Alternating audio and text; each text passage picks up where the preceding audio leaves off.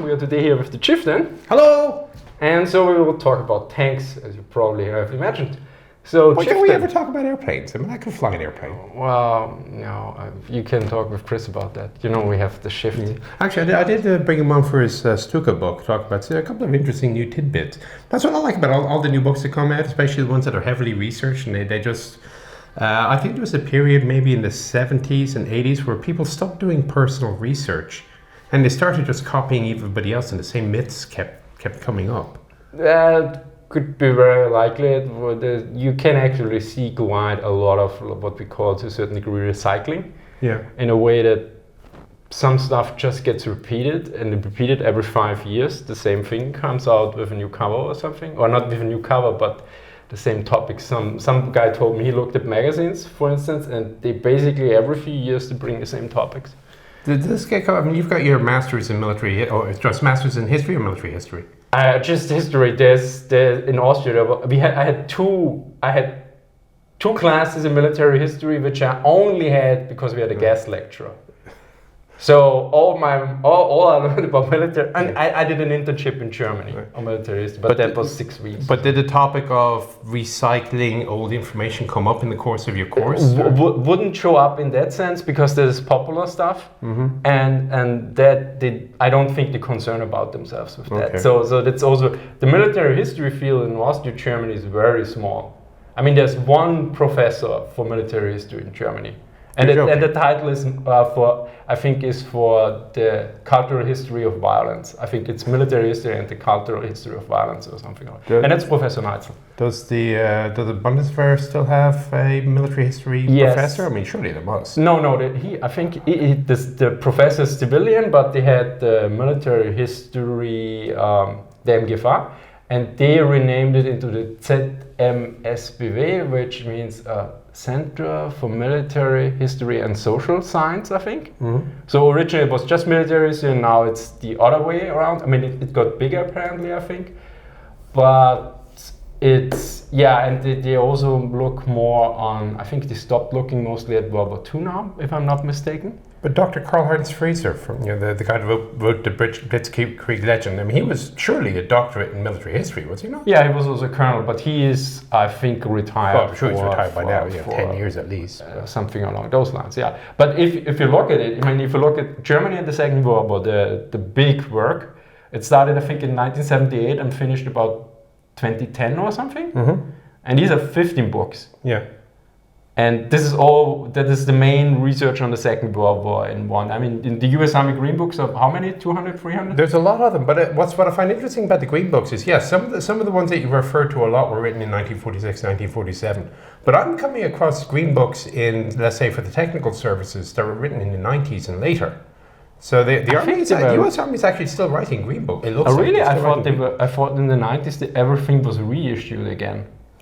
And I think they did now in the 90s. Well, I mean, you guys can check it yourself. It's online on the Center of Military History, but like page 3 on the PDF is when the thing was written. And I was really... I thought it was a reissue. I need to look it up again. Yeah.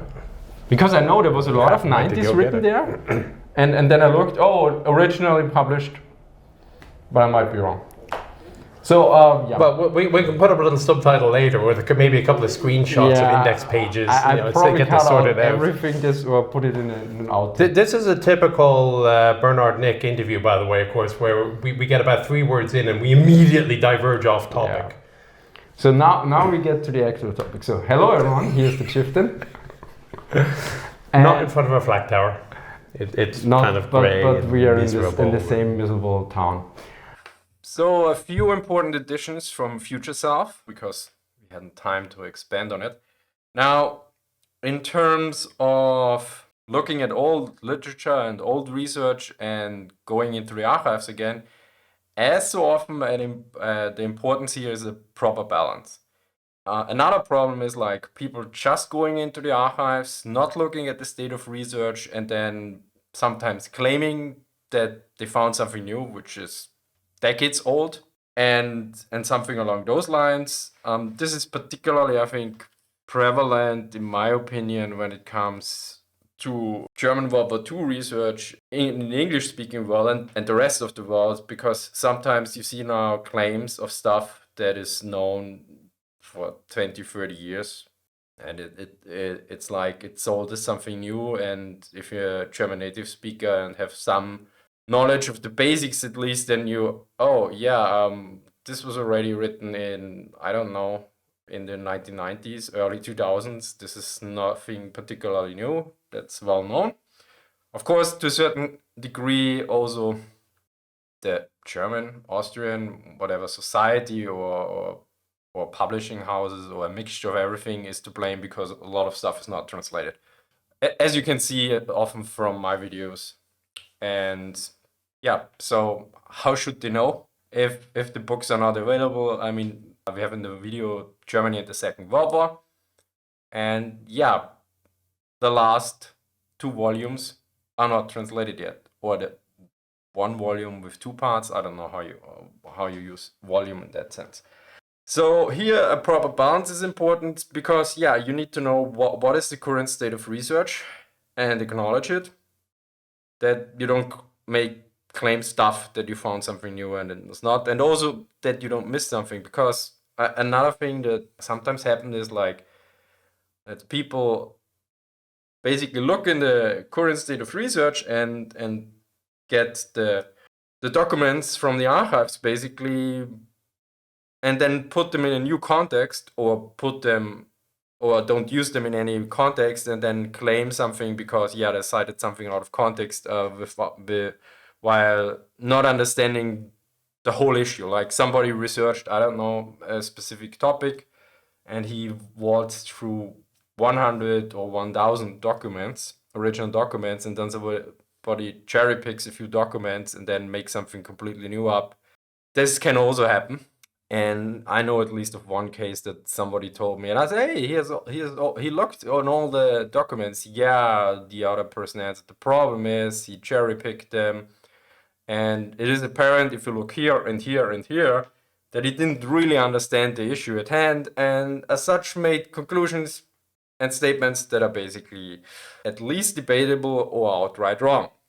Now, in terms of repeating old myths, here's why we love footnotes and why footnotes are so important. Because, for instance, if I or Chris or somebody else comes across what we consider a myth or outdated, and then we look, okay, where did the person got it from? And then, oh, here's the footnote. Okay, we look at this book or at that source, and then we go back, and then you usually find out where it originated. And then you can sometimes find out, okay, maybe it's not a myth, maybe it's a mixture or something, or you can see, okay, yeah, here it was introduced, and we can now put that at, yeah, to rest basically. And sometimes it's funny what you find, because sometimes people like find like there's some book cited in some page, and there is nothing on this page that relates to the topic. And but usually in most cases you don't find the proper footnotes at all. And yeah, I've seen this in a few papers that they go back and say, oh, okay, here's the source, and then they track it down. So this is why footnotes are important, that you know where it's coming from. And also from a personal experience, footnotes are also important when you write your own stuff, that you find out where you got it from. Because in my early videos, in the first 1-2 years, I used footnotes not often enough. And then when I went back 3 years later to a video and was, I know I have the information here. And I looked, oh, for this sentence or for this data, I didn't put down a footnote. And then I have to search again for a long time to find the data, which I know is correct, but I want to cite it properly or something.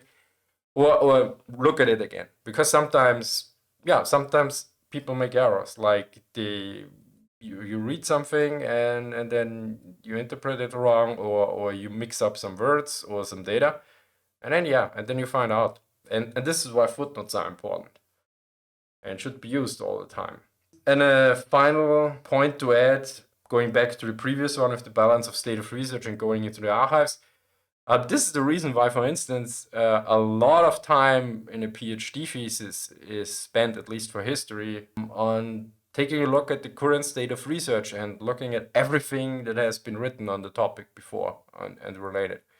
Okay, thank you for watching and see you next time. Bye.